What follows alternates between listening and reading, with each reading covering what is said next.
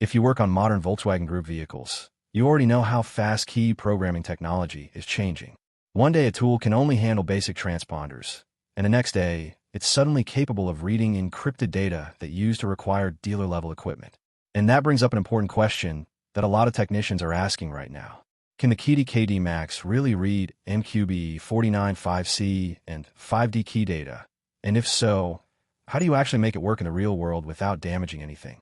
Hey everyone, what's going on? This is Hussein, and welcome back to Baabji Motors, your go-to place for real workshop knowledge, practical diagnostics, and honest discussions about programming tools that technicians actually use. Before we jump in, take a quick second to like this video and subscribe to Baabji Motors if you find this kind of hands-on diagnostic content useful. It helps the channel grow and makes sure these detailed tutorials keep coming. Now, a quick disclaimer before we go any further. This video is strictly for educational and informational purposes. The content is intended for trained technicians, learners, and automotive professionals. Always follow manufacturer procedures, local regulations, and legal guidelines when working with vehicle security systems. All product names and trademarks belong to their respective owners. Here's the big question for today, and I really want you to think about this one. With the right update and a small modification, can the Keydiy Max replace more expensive solutions when it comes to reading MQB49 5C and 5D key data? Stick with me until the end, because I'll share a critical detail that many people miss, and it can save you from wasting hours in the workshop. Let's start with what has changed. With software version 2.3.0 and newer, the Keydiy Max gained the ability to read original VAG MQB49 5C and 5D key data. This is a big deal because these keys are commonly used on newer Volkswagen, Audi, Skoda, and C platforms, and they rely on more advanced security compared to older systems. However, there is an important limitation that you need to understand right away. The Keydiy Max does not come with a dedicated factory cable specifically designed for reading 5C and 5D keys. If you try to look for a labeled cable in the box, you will not find one. Instead, Keydiy includes two remote renew cables in the standard Keydiy Max package. These renew cables are normally used for refreshing or renewing remote control data, not for direct 5C and 5D key reading. This is where the modification comes in.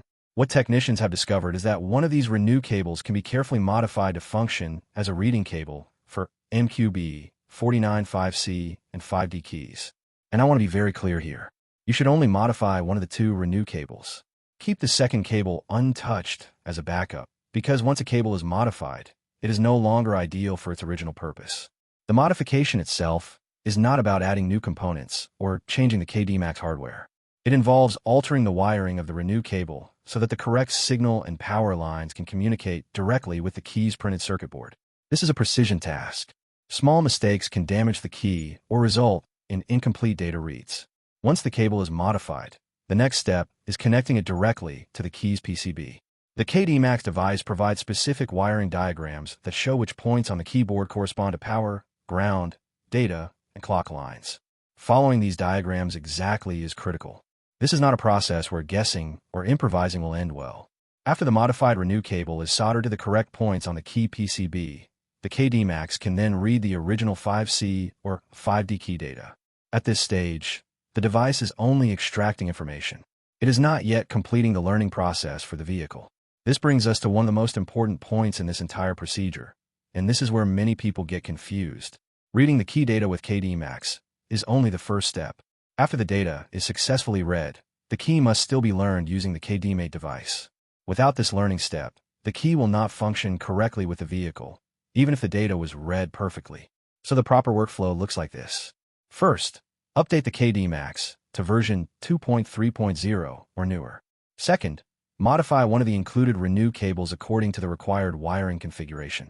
Third, solder the modified cable to the key PCB using the official wiring diagram. Fourth, read the MQB49 5C or 5D key data using the Keydiy Max. And finally, complete the key learning process using Keydiy. Here at Baabji Motors, we always stress the importance of understanding what a tool can and cannot do. The Keydiy Max is powerful, but it still depends on correct procedures and realistic expectations.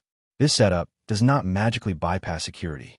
It simply allows trained technicians to work more efficiently within supportive functions. Now let's go back to the question I asked earlier. Can the Keydiy Max realistically handle MQB49 5C and 5D key data with this method?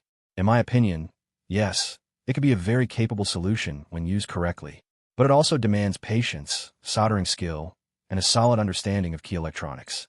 This is not a beginner-level shortcut, and treating it like one is how mistakes happen. Here's a useful tip that many technicians overlook. Always test continuity and power lines on your modified cable before connecting it to a customer's key. A few minutes with a multimeter can prevent irreversible damage and save your reputation in the workshop. As for a fun fact related to today's topic, MQB platform keys store multiple layers of synchronization data, which is why reading alone is never enough. The learning process is what actually aligns the key, immobilizer, and vehicle control units into a trusted relationship. If you've worked with this Keydiy Max modification or you're considering trying it, I'd really love to hear your experience. Do you think tools like this are closing the gap with dealer-level equipment? Or do you believe manufacturers will keep raising the security bar even faster? Drop your thoughts in the comments. If this video helped you understand the process better, please hit the like button and help us reach 1,000 likes. Let's aim for 100 comments as well, because your questions and discussions help this channel grow stronger. Make sure you're subscribed to Baabji Motors and share this video with fellow technicians who live in the workshop just like you do. If you love my research and analysis on topics like this, your support truly matters.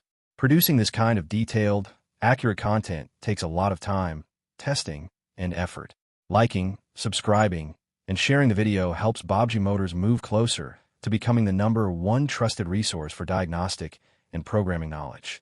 You'll find the tools used in this video linked in the description below. Those are affiliate links, and using them supports the channel at no extra cost to you. Thanks again for watching, and until next time, keep sharpening your skills, keep learning every day, and happy diagnosing.